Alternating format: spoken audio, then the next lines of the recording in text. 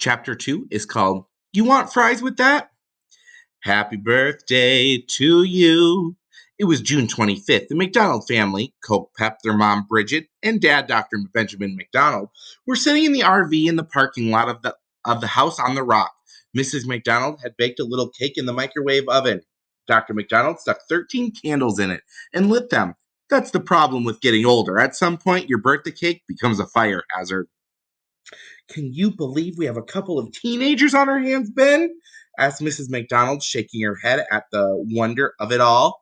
Do you remember the day they were born? He replied, as if he could ever forget. I held each of them in my arms like a couple of footballs.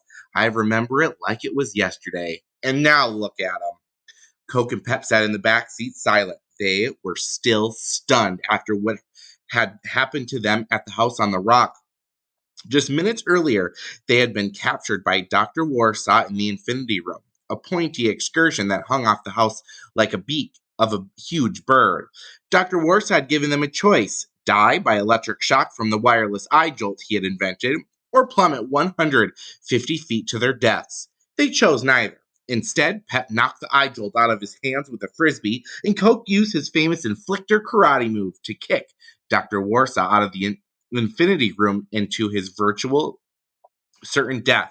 It would be a while before the twins would be ready to return to anything resembling normal. It's time for your birthday presents, Mrs. McDonald announced. Yay! A while was over. The twins, being a short attention span like most 13-year-olds, instantly forgot all about Dr. Warsaw and their ordeal at the house on the rock. What did you get us? Pep asked anxiously, clapping her hands together. Just a little souvenir to help you remember our fun time in Wisconsin, Dr. McDonald told them. With that, he presented them with a framed photo of the Infinity Room. Coke gulped, and Pep lurched backward in her seat involuntarily. Somebody had died at the Infinity Room, and it had almost been them. They certainly didn't need a constant reminder hanging on the wall. But that's not all, said Mrs. McDonald in her best infomercial voice. She presented each of the twins with a little plastic bag filled with what appeared to be those styrofoam peanuts that are used to pack boxes. What is it? Pep asked. Cheese curds, Mrs. McDonald exclaimed. You can only get them in Wisconsin. Go ahead, taste one. When you bite into them, they squeak. We also got you some genuine Wisconsin cheese heads, Dr. McDonald added, pulling the big goofy yellow hats out of a bag and handed one to each twin. Cool, huh? It's awesome, Dad, Pep said semi-sarcastically as she put on her cheese head. We knew you'd like them, said Dr. McDonald. He pulled out of the parking lot and into the first gas station on the road to fill the tank of the RV. Then he merged onto Route 14 East, heading out of Spring Green.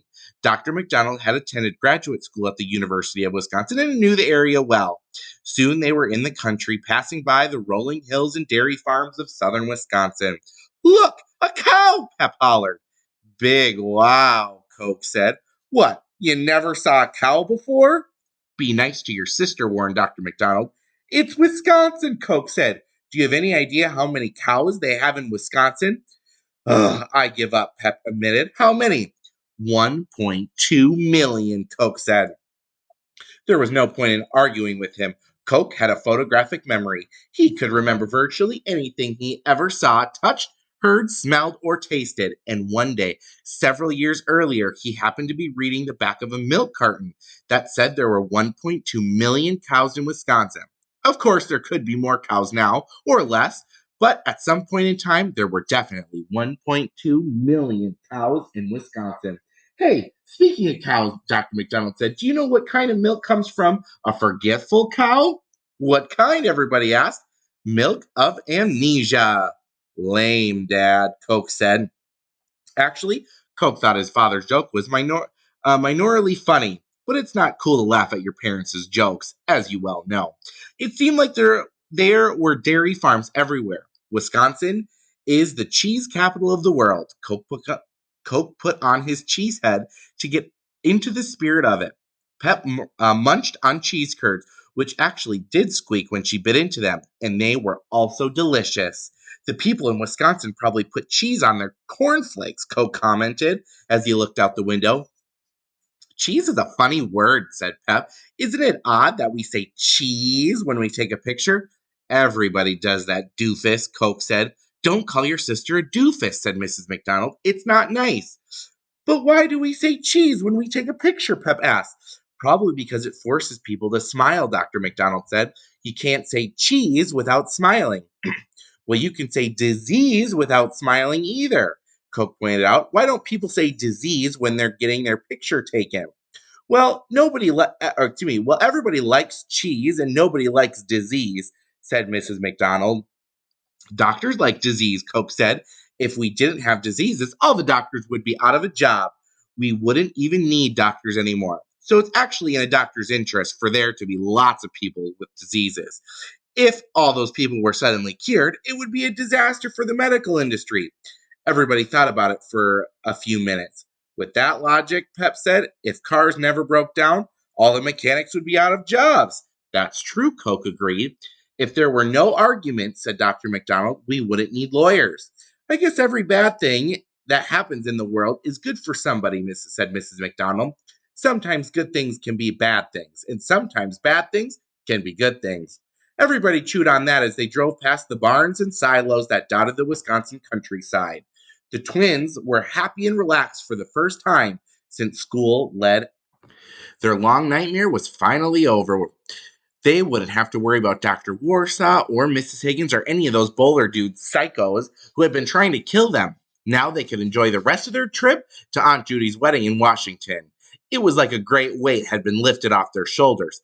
They had no idea that in a matter of hours they would be hearing the sizzle of boiling oil as it splattered against their skin. Mrs. McDonald fiddled with her portable GPS to find out that it is 885 miles from Spring Green, Wisconsin to Washington, D.C., almost 16 hours of straight driving. That is, if you were going to do the whole trip without stopping, which would be crazy. The plan was for them to stay overnight in Chicago and Cleveland and also a few other smaller towns along the way. We have 9 days to get to Washington for Aunt Judy's wedding on the 4th of July, she announced. So there's plenty of time to stop off along the way and see some cool sights. Mrs. McDonald had not seen her sister Judy in 10 years, ever since they'd had an argument about a boy Judy was dating. But that was ancient history now, and she was excited and a little nervous about seeing her sister again. You're not going to force us to go see the largest cow in the world and stuff like that, are you, Mom? Asked Coke. I promise, Mrs. McDonald said. No giant cows. The McDonald's had been driving for less than an hour on Route 14 when they entered the town of Middleton, Wisconsin, not far from Lake Mendota. Stop the RV, Ben! Mrs. McDonald suddenly shouted. Dr. McDonald was getting used to these sudden exclamations from his wife. He stomped on the brake and the RV screeched to a halt, almost getting rear ended by the Toyota Camry behind it. What is it? Dr. McDonald said angrily. There was a sign at the side of the road. Visit the National Mustard Museum. No, Coke moaned. You gotta be kidding me. We already went to the Pez Museum, we went to the Yo Yo Museum, and now this? Do we have to go? I hate mustard. Aren't there any giant cows around for us to look at? Pep asked Pep. We're right here, Mrs. McDonald said. We have to go. If we don't go, I would spend the rest of my life regretting that I was in Middleton, Wisconsin, and didn't visit the National Mustard Museum. This will be perfect for amazing but true. 3 pairs of eyes rolled. There was no arguing with Mrs. Bridget McDonald when she decided to do something, and she was right. The oddballs who read her website every day would love to learn about a museum devoted to mustard. Dr. McDonald just sighed and drove to the center of Middleton, where Pep spotted a big sign over a storefront: National Mustard Museum, established 1986.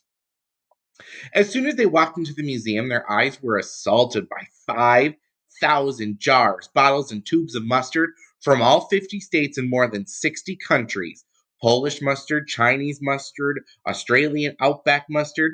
There were also antique mustard pots, mustard tins, vintage mustard advertisements, and other assorted mustard memorabilia. Dr. McDonald shook his head. As a respected history professor and author of The Impact of Coal on the Industrial Revolution, he was mystified by the fact that his research grant applications were frequently turned down. But somehow, people managed to get funding to build museums devoted to hot dog condiments.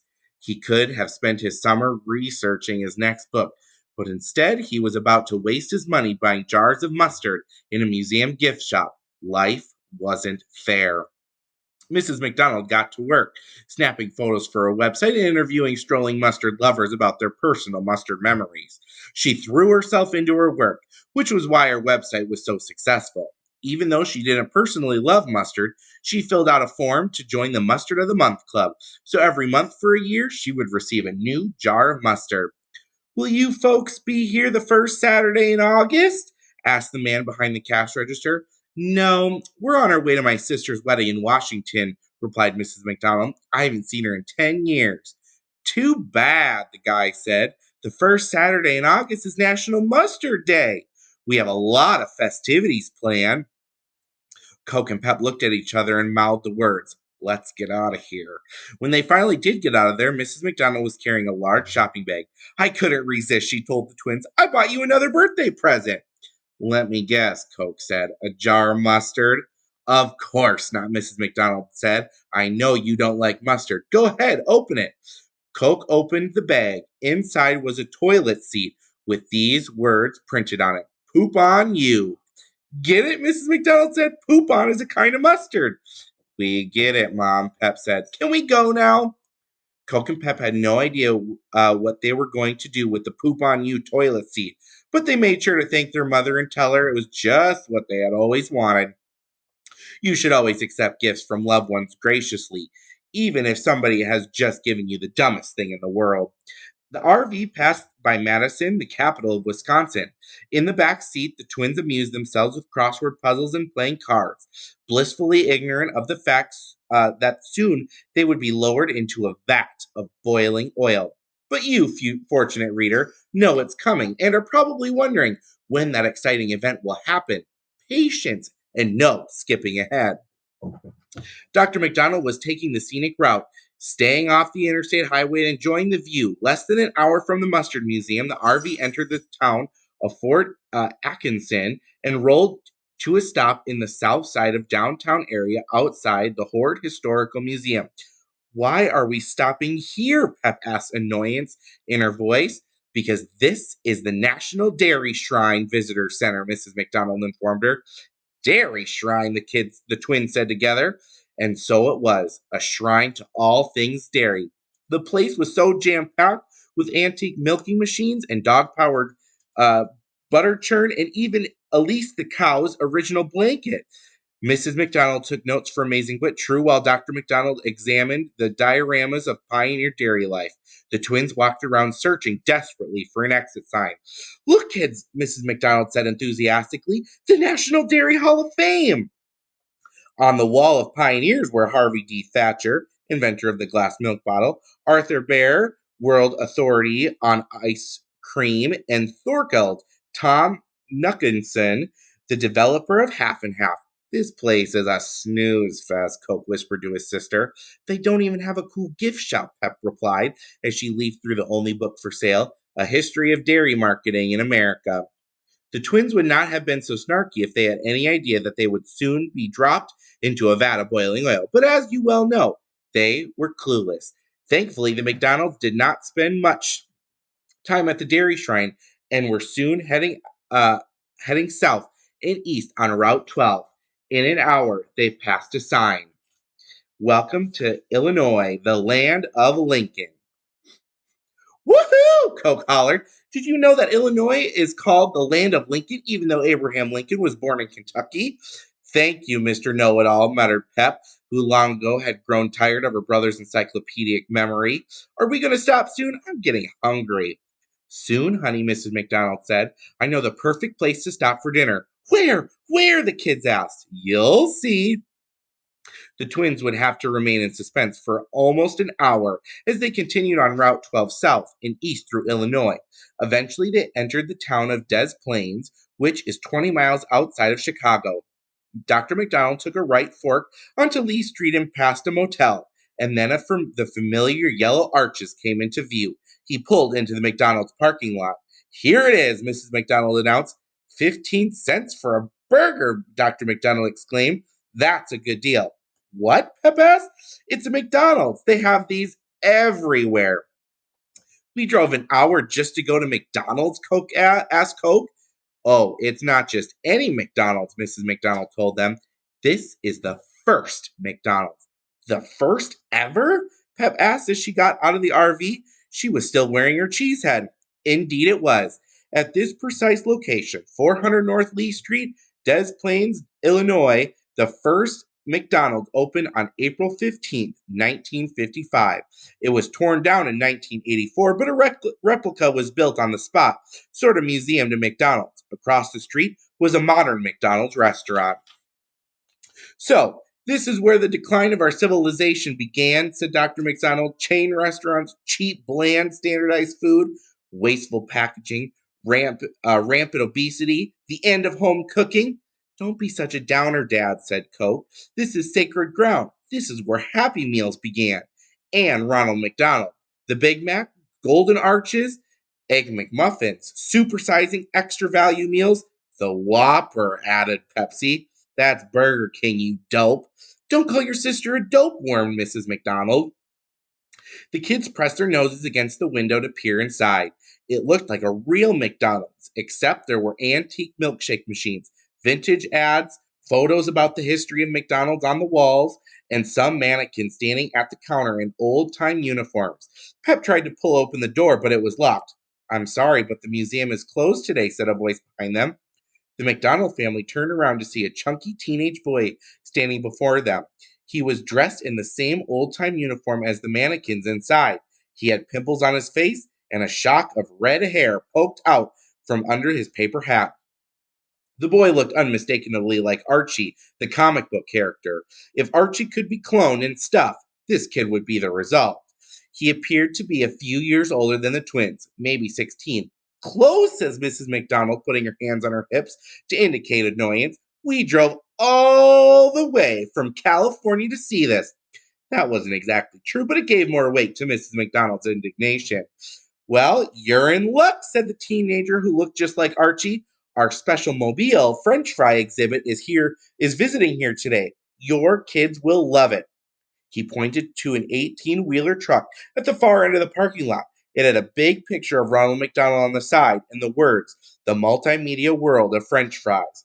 That seemed to mollify Mrs. McDonald somewhat. She took her hands off her hips. Maybe we should go eat before we do this, Dr. McDonald said. We're all pretty hungry for dinner. This exhibit will only be here for a little while, the teenager said. I have to go set up another exhibit in Washington, and I'm sorry, but the demonstration is just for kids 13 and under. No grown ups allowed. Today is our birthday, Pep said. We just turned 13. Well, happy birthday, the Archie clone said. The French fry show takes only about half an hour. Do you want to see it? How much does it cost? Mrs. McDonald asked as she fished in her purse for a wallet.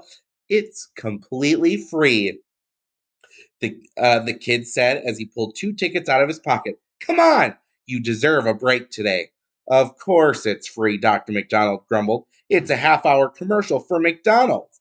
They use it to get innocent children addicted to fast food. They should pay us to let our kids see this junk. I don't know if I want to, Pep said, eyeing the 18-wheeler. Oh, go ahead, honey, encouraged Mrs. McDonald. It sounds like fun. While you're in there, your dad and I can go check out the Square Deal shoe store. I read in the guidebook that the tallest man in the world, Robert Waldlau, used to live around here. He wore size 26 shoes, and they have one on display at the store. It's just 2 blocks from here. While their parents went to look for the largest shoe in the world, Coke and Pep followed Archie Clone to the big truck.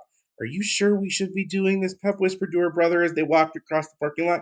We don't know this kid. He could do anything to us. Will you relax for once in your life? Coke whispered back. This kid is a nerd. He's harmless. Look at him. He looks like Archie from the comics. You probably think I'm kind of nerdy, Archie Clone said. No, not at all, Coke and Pep said together. Guys at school used to make fun of me, he continued, but it doesn't bother me anymore. Actually, Coke felt a little sorry for Archie Clone. Having to wear a silly uniform and drive around doing demonstrations for McDonald's, it seemed like a lousy summer job, and having to walk around your whole life as a spitting image of Archie must be no picnic either. It's minimum wage, but there are fringe benefits, Archie Clone said, almost as if he could hear what Coke had been thinking. I hope we get free samples, Pep whispered to her brother. Remember the time we went to Hershey Park and they gave us free samples at Chocolate World? That was cool. Your cheeseheads rock, Archie Clone said cheerfully. I'm into hats myself. I've always been fascinated by the things people choose to wear on their heads. At home, I have a collection of hundreds of hats. Do you think that's weird? No, Coke and Pep lied. I guess you and your parents drove down through Wisconsin. Yeah, Pep said, we tried cheese curds for the first time. Yum, the Archie clone said. Can I assume you kids like our french fries too? Oh, yes, Pep replied. We love them. At McDonald's, we peel, slice, freeze, and cook 2 million pounds of potatoes every day, Archie Clone told them, having obviously memorized his speech. Americans consume an average of about 50 pounds of fresh potatoes and 30 pounds of frozen fries each year. McDonald's is the largest buyer of potatoes in the United States. Dude, you sure know a lot about French fries, Coke said, hiding a sneer. It's my job to know, Archie Clone replied. Anybody ever say that you look like the character Archie from the comics? Coke asked. Every day, Archie Clone replied. People call me Archie Clone. Archie Clone pushed a button on the back of the 18 wheeler. The door swung open to reveal a gigantic display. It was like a rolling museum devoted to all things potato. Video monitors lined the walls depicting the planting, harvesting, storing, cooking, and eating of potatoes. In the center was an enormous wire basket, like the kind that is used to make french fries. This is cool, Coke said, as the platform they were standing on raised them up to the level of the truck. Is this one of those virtual reality rides?